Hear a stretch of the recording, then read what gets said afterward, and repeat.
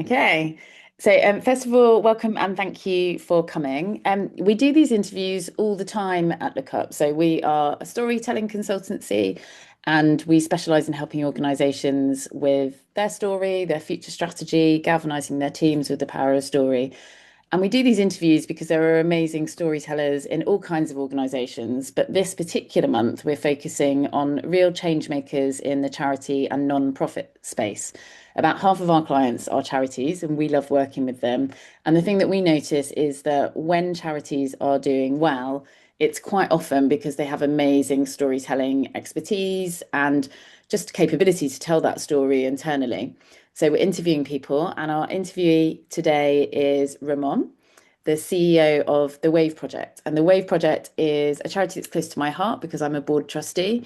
And it is a surf therapy charity helping kids who either have issues or are having experiences with their mental health, or perhaps physically they aren't capable of getting into the sea. And the Wave Project makes that happen for them. And they're an amazing organization that Ramon will tell us more about. Just a tiny bit about the format of today. So the interview itself will be about 35, 40 minutes. If you've got questions, I'll try and keep an eye on the chat at the same time as talking, be multitasking. Um, but we will have time for Q&A properly at the end. So do store up your questions and we'll have time for a bit more of an interactive chat, whether you want that to be that you say the question yourself or you drop it in the chat. When we distribute the interview to everybody, we won't have the Q&A section on it. So please don't worry that suddenly you're going to be distributed to thousands of people or anything like that. That part's all private. Okay, so let's get going. So the first question that we ask everybody who comes on this interviewee series is, first of all, what's the story that impacted you most, Ramon? And it can be a Thank story you. in any guise. Well, I find it really difficult to choose one story actually, because we support over 2,600 children each year, and each have their own story to tell. Each person is unique, and they've got their story. So I found it quite difficult. I did give it some good thoughts. I was thinking of Rosie. So Rosie has been doing surf therapy with us for some years. She was born with complex medical needs, and she was supported through an education healthcare plan. And through surf therapy, she started to feel a lot better. Um, and what Rosie told us is that because we gave her time and patience and importantly choice, for the first time she felt really understood. Surf therapy gave her a voice, a growing sense of confidence and community where she belonged. But then at some point she actually had a horse riding accident. So our surf therapy participant then had a terrible horse riding accident, and she spent 18 months in hospital, and her family feared that she'd never return to the sea. Then what the team did, they stayed in touch with Rosie, and she returned to the sea as one of our adaptive surfers. And there's this great quote from her dad where he says, "Watching your child feel that kind of joy is something money can't buy. The Wave Project restores Rosie to what she was born to be, not defined by what she can't do." And that to me really defines a lot of what we do, just really believing in the child, be positive, be encouraging, enabling, and all that sort of stuff. And it's individual stories like Rosie's that really and there's, like I said, there's 2,600 each year of this, but that's just a beautiful story because it really shows that the power of the sea, of community, of surf therapy, of the adaptive surfing, just believing in something. So Rosie is a beautiful a beautiful story. I think one of the things that really struck me when I first started at the Wave Project was that everyone I spoke to who works for the organization has some kind of connection personally to the charity Yeah. and a reason Yeah. why they joined, a reason why they wanted to kind of further the cause. What's your personal connection that really made you want to come in and be part of the charity's journey? Yeah.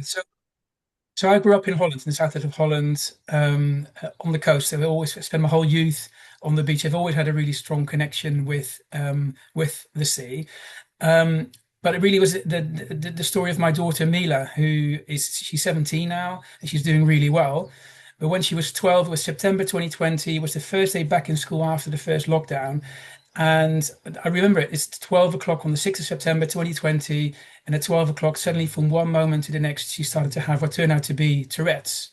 And in a period of 3 weeks, her condition that initially she had just motor tics and vocal tics, and after 3 weeks she had non-epileptic seizures, severe anxiety, so she was in a really, really bad place. And where you then expect the system to be able to help and to support, there was nothing.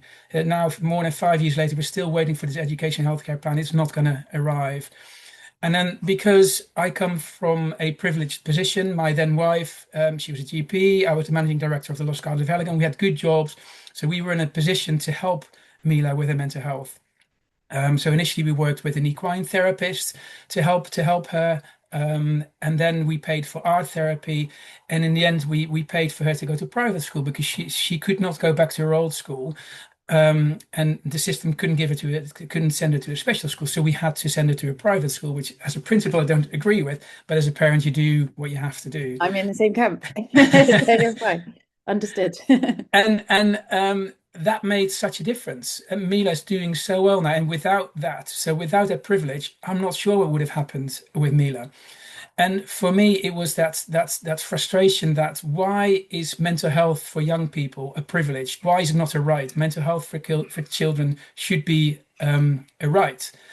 Um, and then I was just thinking, well, actually, I want to move from business into the charity world so I can help not just families like my own family, daughters like my own, girls like my own daughter, but actually 2,600 families and children across the UK.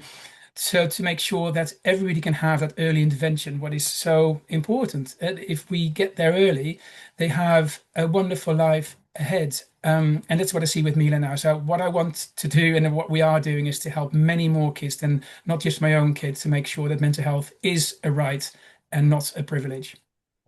What's really interesting as we work in this sector is that we're increasingly seeing people who come from the commercial sector coming into Yeah, charities, which never yeah, really used to happen, but increasingly the crossover back and forth is far more frequent. yeah, Your experience is predominantly in the hospitality industry at places like Eden Project and St. Michael's Mount. And those stories obviously have storytelling at those businesses, sorry, have storytelling at their heart because they're, yeah. engaging someone in an experience and wanting them to come in. How have you found the transition between that world and coming into the charity world? Like, was it a culture shock when you began? How have you found that? Well, it's certainly a culture shock because in business, if you sell a product, if you sell a service, you get paid for your service.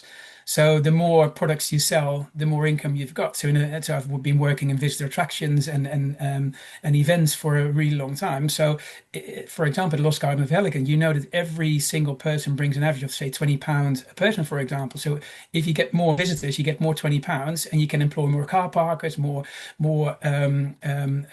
kitchen staff and all that stuff.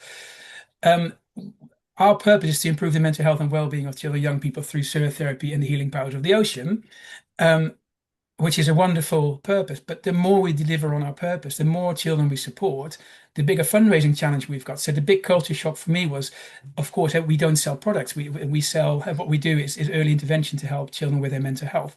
But the more we do that, the bigger fundraising challenge we've got. So that to me was the biggest shock, and actually something I'm trying to change.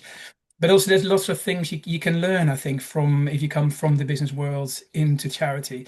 Um, uh, Coming from the business world, everything was better resourced than what it is now. So you have to be really creative, and I'm in awe of charity leaders ever since I've started because it's amazing what we all do with very little resources.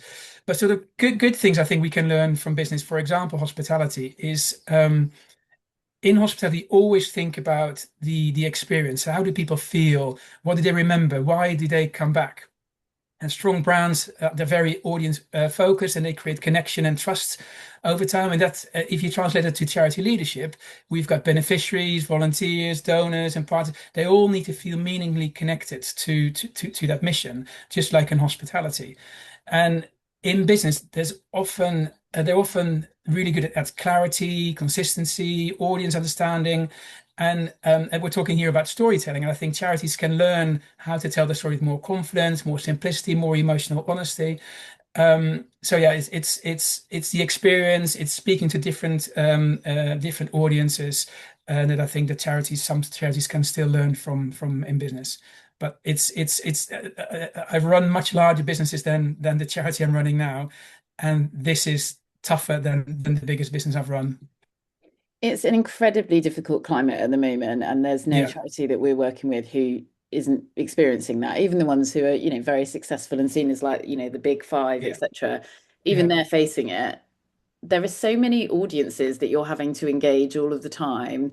yeah. What do you think at the moment are the biggest challenges that you face as a charity? Like what feels particularly hard, a bit crunchy at the moment? Well, not necessarily at the moment. It's trying to find that balance between telling deeply personal stories. We don't work with actors. We when we film real children, real parents, real volunteers, and you can't exploit that. So it's finding that balance between telling really meaningful stories without becoming exploitative, if that's the right word. So the struggles that they've got, they're really real, but we don't want the struggle to become the headline. So there's the problem, but we've got the solution, and that's the impact of that. So which we tell, of course, it's about a young person, it's about a volunteer, but it's how you then connect it with the positivity and the outcome, and not exploit personal stories with it. One of the challenges, and obviously it's something that I've been working with you guys on, Yeah, is, from the outside in, you come in and you just say the Wave Project has to have one of the most compelling stories out there, yeah, right? Like we're talking about surfing, which even if you're not into it, everyone kind of likes the idea of it. We're talking about the sea and Blue Health. Again, couldn't be a more pertinent topic yeah, for everyone, and everyone's kind of grasped the importance of that.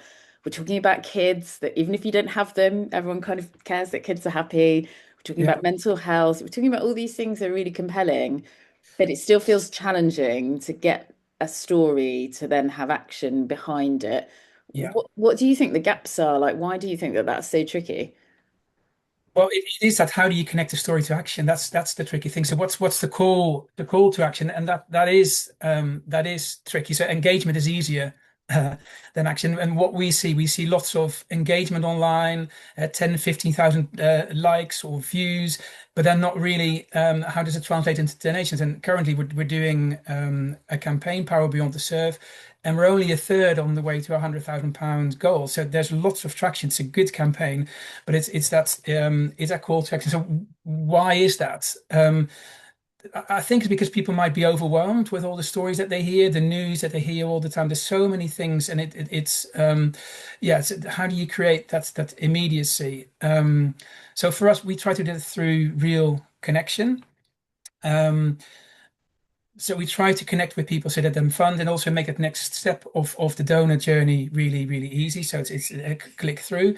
But what we really try to do is to move it from online to in person, especially with the bigger funders. We know that if we get a potential funder to the beach, if people see us on the beach, we know they're hooked. Because when you're on the beach and you see the smiles on the kids' faces, you see the volunteers are always happy, encouraging. You see the parents just completely change, and kids from the beginning to the session to the end. So when we get funders to the beach, that's when the action happens. And of course, you can't do that with everyone.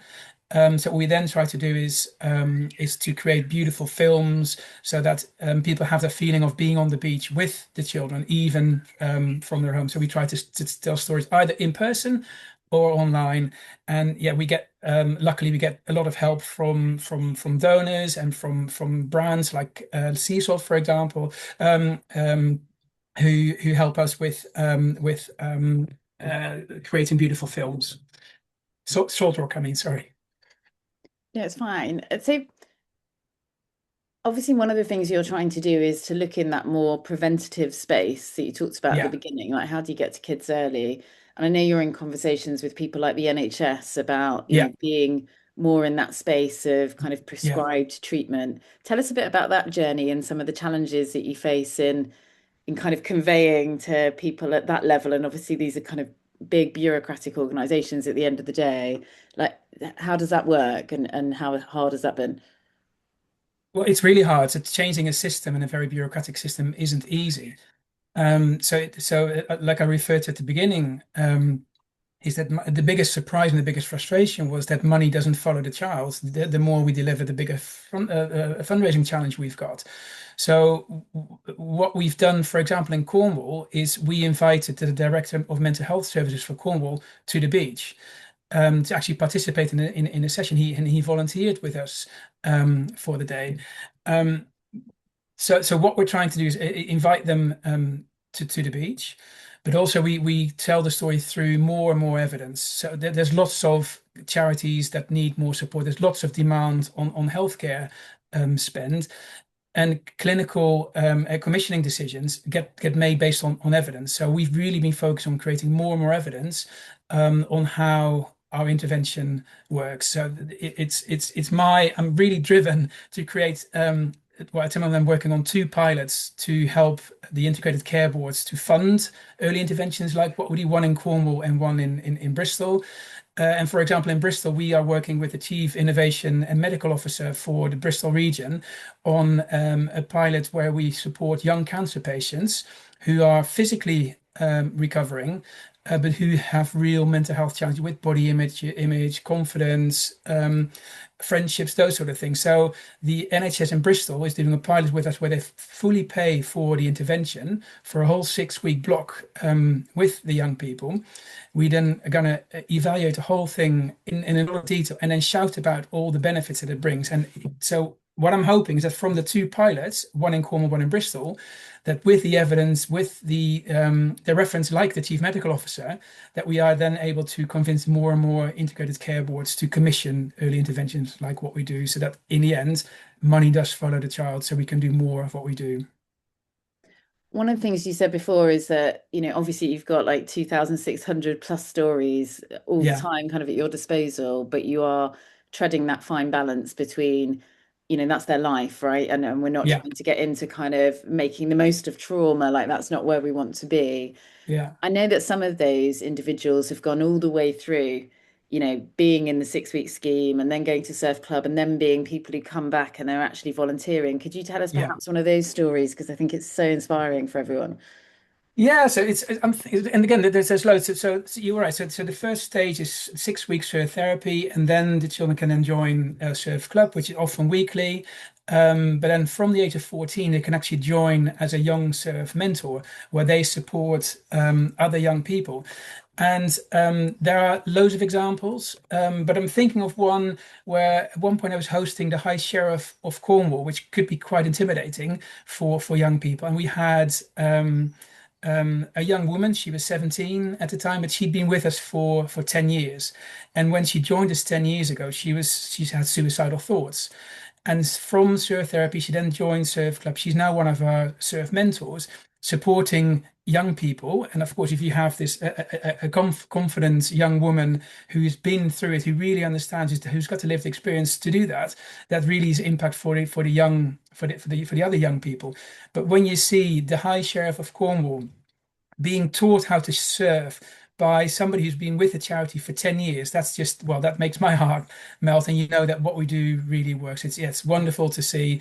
That's if reciprocity is the word. When you see it coming back, so they can give back, they feel better, but also for the children who are part of the surf therapy groups to be supported by somebody who really understands what they've gone through and somebody they can really relate to is really, really impactful. Speaking of the High Sheriff, I know that you've had some opportunities as a charity to really, I guess, connect with the hearts and minds of some pretty influential people, including royals. So perhaps tell us about some of those opportunities that have come up of late.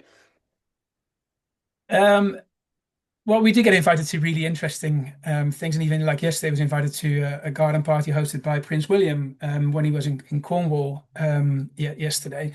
But it's never about the glamour or anything. It's always about can we work with famous and influential people to really get our story across. And our patron is, for example, is Victoria Pendleton. Victoria Pendleton in 2012 Olympic champion, but really struggled with her mental health after that. And Victoria Pendleton became one of our patron because she found her recovery to mental health in surfing. And she wanted to share that with others. So if you have people like Victoria Pendleton, who's gone through it and really understands the power of blue health and surfing, so that really helps us with reach. And then Prince William, so we've met him a number of times. In 2016, he came to the beach with our founder and some of the children. And now, 10 years later, those children who are now young adults and the staff and the volunteers still talk about how it was to talk to William and Kate about the power of surfing. And he has promised now to come and surf with us. So I'm really hoping that's going to happen. And then you have people like Laura Crane, who's a famous surfer, Love Island contestant. She does videos for us, supporting us. And we've had Kelly Slater attending a session in Scotland. So for us, if we have an opportunity to share our story with and through famous, influential people, that really helps to amplify the voice of the young people that we support and also helps with our credibility.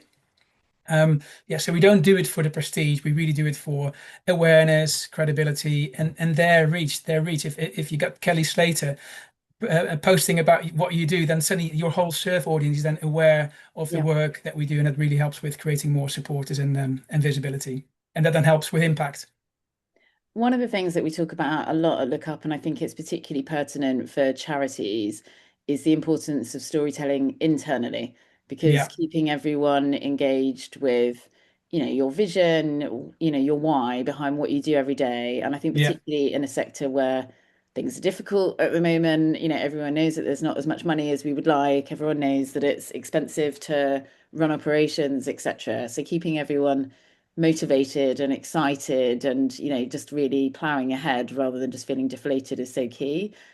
How have you kind of taken on that challenge at the organization? Like how do you keep everyone kind of buoyed, I guess, not to use a pun? well, at the end of the day, everybody is a storyteller, everybody's a fundraiser. Every volunteer, every member of the team, they're all telling stories is hugely important. It can't just be like a marketing trick. We have to tell authentic stories, and we have to got to connect with people. And our reach, if we have everyday storytellers, is much bigger than if it's just the marketing team telling stories of others. So it's about examples. We've got this beautiful example of a girl called Florence and her mum Hazel, and they appeared at Comic Relief, the BBC, last month or the month before.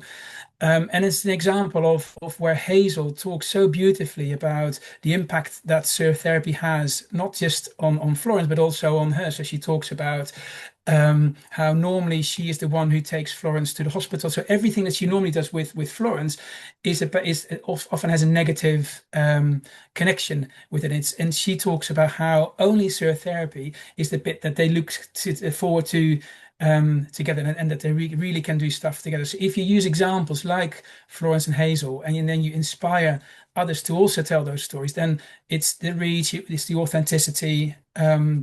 Yeah, so it's great. And actually, one of our trustees, Richie, is on the call, and we like to tell his story as well, because Richie started off as a surf therapy dad.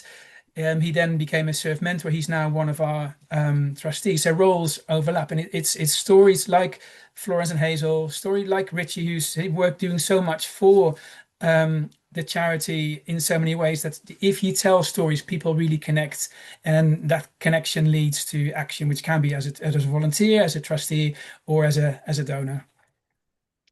What do the next year or two hold ideally for the charity? Like, in an organization like yours, I know you always want to be helping more people, but as you said, the more people you help, the more expensive it gets. It's kind of a vicious Yeah. circle at the moment. So, how are you plowing ahead at the organization? Well, you've been really helpful with that, because we are always ambitious, and we always want to do more, more, more. And working with you and the other trustees really helped us to clarify. Actually, the next 2 years is not about more beneficiaries. The next 2 years is about, let's consolidate and let's fundraise and let's create this really stable base for what we do. So we're working on creating more and better reserves, so that we're more sustainable. And only once we've got that stable base that we then prepare to scale. So we're now preparing for growth, but we're not growing. So things that we're doing is, we've got an amazing grant from a financial institution who wish to be anonymous, but they're paying for a huge digital transformation for us. So what we're doing is, how can we use tech to improve the organization, to make us more productive, so we can then grow, but grow with the right from the right base. So our digital infrastructure is really important, and also really investing in our research and evidence and impact. Because, like what I say about the NHS, for example, but also with funders, the more we can prove that what we do, um, the better we become, but also the more fundable we become. And we can only change the business model with the NHS if we can prove what we do. So at the moment, the next 2 years is really about how can we make sure we are a stable, solid organization with the right process, procedures, and infrastructure so we can then grow, because we need to grow. The stats are actually quite awful. 1 in 5 children now have a diagnosable mental health challenge. It is clear that early intervention is so important, but 500,000, more than 500,000 children and young people are on the waiting list. You hear people coming off the waiting list not because they've been healed, but because they get too old to be dealt with by that service. So there is a real need for us to grow, but actually for our charity and in the current funding climate, it is more important to stabilize, consolidate, create a really strong basis from which we can grow rather than trying to help more people now. So that's what we're trying That's to do. hard though, isn't it? I mean, It's really hard. it's so hard because I think your mentality, particularly as a charitable organization, is, you're really connected to that cause, and the cause Yeah, ultimately is I want to help as many children as possible. And it's super hard to like prioritization has to be the biggest challenge of every yeah, charity that we work with at Look Up because yeah, we get excited about our causes, we want to do everything. And also, especially when you've got a brand like yours, interesting opportunities come your way. And so you want yeah. to jump on them, don't you? Because you're just like, this is great. Why wouldn't we be doing this? But then every single time you do that, it's a divergence in focus, and then you're doing the kids a disservice if you don't have a solid business. So it's a super hard mental challenge, I think, The working in patient game. Yeah. it is. I don't have very much patience, but No, I don't yeah, either. it's hard. It's hard. Um, Tell me what's the best way for people to get involved and to support you guys? Because you are obviously, for people to understand properly, you're all over the country, aren't you? And you have these local teams. Maybe explain a little bit about the structure of how it all works so people understand, I guess, the Yeah, sure. dependence that you have on volunteers as well, how Yeah. important they are in the overall story. Yeah, so the overall story, so we started on the beach in Cornwall in 2010, and I think in the first year probably supported around 100 young people.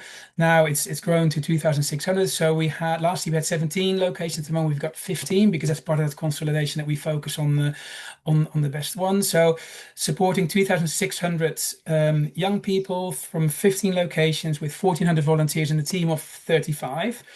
And we are all over the country. So we've got locations in Northern Ireland. We've got amazing locations in Scotland. We're on the Isle of Wight. We're in Bristol, Dorset, Devon, Cornwall. So that, yeah, 15 locations all over the country. And each location has got its own community. Often people don't even know we're a national charity. And I think one of the many great things about our charity is that we are both a national charity, which gives you an infrastructure with safeguarding, HR, finance, fundraising capacity, and all those things, but also a hyper local charity. So each location feels like its own location where we've got teams of volunteers who support us with fundraising locally. So yeah, we're all over the country, 15 locations, and we can do with help everywhere. And that help doesn't just have to be in the water. Um, we've got, for example, somebody who lives in Essex, not close to one of our locations, is really keen to support, and he's helping us with our business resilience, for example, because that's his expertise. So people can help in many ways. They can help in the water. As a volunteer, they can help with marketing, they can help with fundraising, they can help with all sorts of stuff. So volunteering is a great way of doing it if you're running a business, or if you are within a business. We love to be charities of the year. We love corporate partners. We've got organizations like Dry Rope and Finisterre, our corporate partners, Moose Toys, Sea Salt. I'm saying it again. um, so yeah, so businesses, we really want more corporate partners for what we do, because we need to raise it. We our charity needs 1.7 million pounds a year to do what we do currently, and we need to grow. But to grow, we need more money. And if people support us with a donation or with volunteering, whatever people do to support us, every one of those things really help us to help more children in the end. And the impact of what we do is huge. And the stats are just amazing. We did some research, and 98% have improved confidence, for example, and they've got more friendships in the high 90s. So the impact of what we do is huge, but we can only do that with support from people. Amazing. Right, I'd love to hand over to people on the chat. If you guys have got any questions, either feel free to drop them in the chat or just stick your hand up and I can call on you.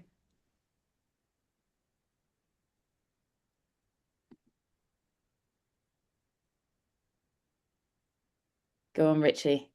Sorry, I was eating my lunch. I had to go off camera. Uh, how's the surfing going, Ramon? Really good, really good. Good.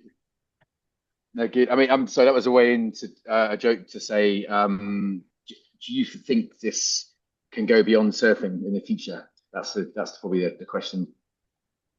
So what do you mean, can this go beyond surfing? So in terms of like creating anywhere in a blue space, so it's not just surfing in general. So there's a big I'm at the wave here, for example, and they talk about blue spaces. So Yeah, having this kind of environment, it could be by a lake or river, just increase the accessibility sides. it can do, but what we really choose to do is to really know our niche and to be the best in our niche. So rather than trying to do everything ourselves, we just work with others. So we're really proud to be at the surf therapy partners at the Wave in Bristol and Lost Shore in Edinburgh. And that's still surfing. That what we do, surfing is a vehicle. What we do, it isn't about the surfing. It's and you know this.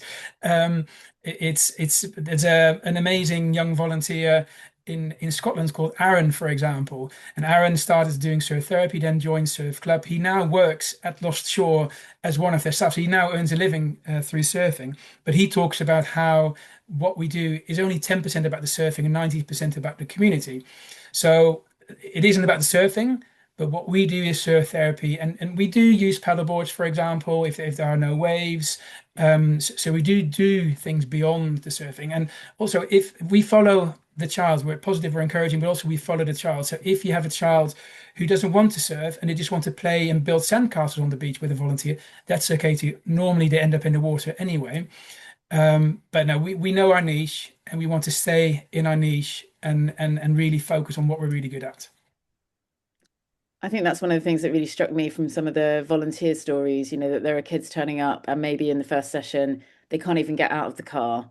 Yeah, And the next time they get out of the car and that's the win. And that, there's all these tiny wins on the journey and as a parent, if you've ever been a parent with a kid who's gone through any of this, those tiny wins are just like a glimmer of hope for you, that something might get better. And even yeah. that in itself is really compelling.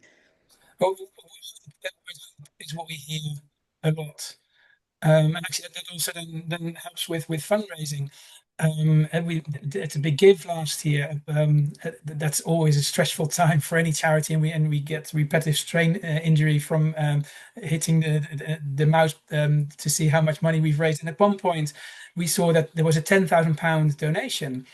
And our target was to get to 100, so we needed to raise £50,000 in a week. So we then looked into it, what happened, and there was it was a Northern Irish family, not rich, but they talked about how if their son hadn't come to a particular session on that Saturday afternoon, something terrible would have happened. So we know it sounds great, surfing a bit of fun, but actually what we do is it's all evidence based. And we know that, and we talk about how at worst we improve young lives, at best we save them. And we regularly get evidence that we save lives through the work that we do. And hope is something that comes back every time with every young person, every parent that we work with. We bring hope. It's kids who've been in their room for months, who don't come out, who suddenly, because they've done surf therapy, drag the whole family to the beach rather than the family having to stay at home for reasons of safety. So we bring a lot of hope to young people and their families. We've got a couple of questions in the chat. Apologies that people can't find a hand to raise. I don't, sorry. Yvonne, do you want to go first? You said you've got a question. Lovely, thank you, and I'm glad it's not just me that can't find the hand. Hi, I'm Yvonne Boyd. I'm obviously up in Scotland, as you can probably tell from the accent, and have recently become more involved in the Wave project as a mentor and at Lost Shore as well. I've been connecting with Alison as well because I'm also I work with a children's hospital charity in NHS Tayside area, and I can see great potential there. And it's Ramon's point around the focus on the charity being about sustainability and getting things, really kind of fixed, if you like.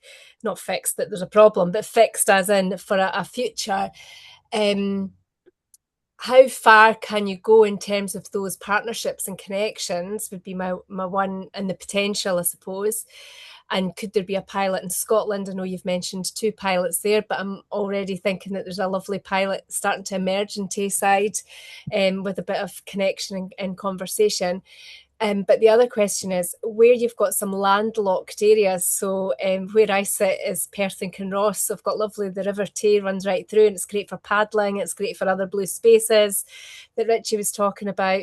But actually getting young people to St Andrews, maybe from Inner Dundee for you, it is a challenge. So how do you overcome the transport links, I suppose, was my second question. And if you've kept up with my train of thought there, well done. Thank you for that. Yeah, so the 2 things. So the answer to your second question about inland and transport. So we have in Scotland, we do have volunteer drivers, for example. So we do pick up children if they can't get to us themselves. We don't do that all over the country because it's from a safeguarding point of view, gets quite complicated. But for us, it's just important to really focus on the 15 locations we've got and make that really successful and grow from our existing locations rather than spread ourselves too thin. There are mental health challenges for children all over the country, and we just focus on the areas that we've got at the moment.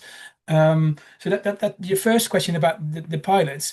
The interesting thing I find about the pilots is that we don't actually do anything different, because what we do is we just deliver our surf therapy intervention 6 weeks on the beach with our trusted adults and doing our program. They can join surf therapy.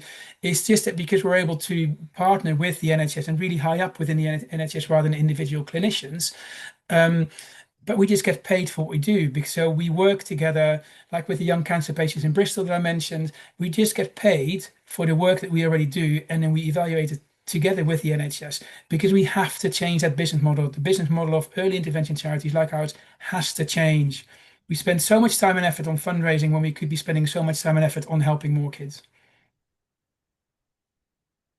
Amazing. Right, we've got a couple more questions in the chat. So Alex said, aside from a huge influx of cash, what do you feel would be most transformative for the charity? Although we'd still like the cash.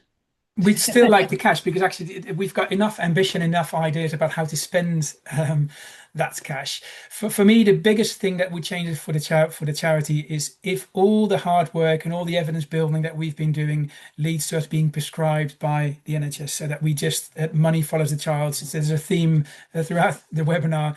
It's the biggest change would be if the evidence that we can give the NHS leads to us being prescribed, because we prove that we bring the money that people invest, the money that the NHS invests is paid back a number of times. So it's a cost-effective intervention, but you need a really holistic view on the healthcare budget to be able to do that. So it's the biggest change will be if we can get fully funded and prescribed, which then will lead to money as well. But also, and I think that's another important point, is we are always really mindful that we support the right children. We aren't just a middle-class surf school for little Johnny who could do with a bit of support. We want to support the right children who really need our support and where we can make the most impact.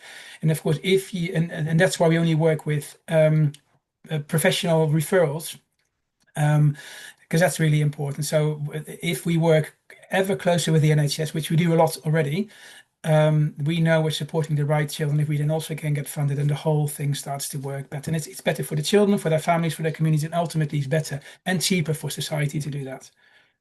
Amazing. Alicia, you had a question, but I'm wondering whether you're open to clarifying your question a little bit, just so we can understand the context of it a bit. Yeah, sure. I'm not sure I understand the full extent of the project, but in my question, I was wondering if the way project go into schools to encourage the young people that take part to express to the school effectively within the system what it means to them. in addition to the marketing and the fundraising push that is already going on? Yeah, so schools are referral partners. So we work with schools who then refer children to us. So we work closely with schools. So schools who we approach to talk about our intervention, that we do have close links with them.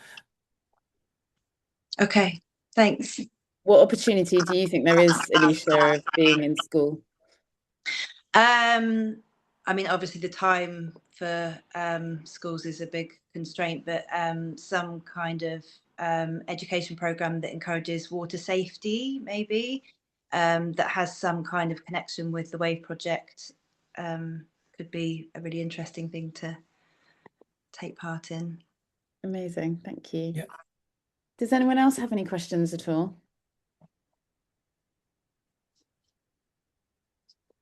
No, well, okay, I think we'll round up there then. I'm going to say a massive thank you to Ramon for coming and explaining the whole organization to us, what you're trying to achieve. I personally, I think if someone's, you might want to go on silent because otherwise you're going to hear me twice in this last part. But I personally just see the value of the organization, in every story that we hear that comes out of it, and the recent impact research that's been done, which we'll share in the notes of this when we send it round, is just so compelling as to the value of what everyone is delivering at a local level. And it's just phenomenal. And I think, as with every charity, we want to get the word out there more. We want to engage people with the organization more. Ramon, is there any big push you want to put on at the end in terms of Well, support? of course, yeah, I'm really keen for more people to support what we do, and the Power Beyond the Surf campaign we do now can really do with more support from people. So if people go to our website, waveproject.co.uk, you can donate there, or you can sign up as a volunteer. So yeah, just really want to connect with people, and then hopefully people can take action and either join us as a volunteer or help us with fundraising or money. Brilliant. Thanks so much for your time, everyone. Really appreciate you signing up. If you've enjoyed it, we always love it if people share something on LinkedIn. It's just a really lovely thing to do, and it means that we can do more of these interviews. Lots of hearts going up on the screen. Have a fantastic weekend. Enjoy the sunshine and hopefully get in the sea. Thanks very much. Cheers. Cheers. Bye.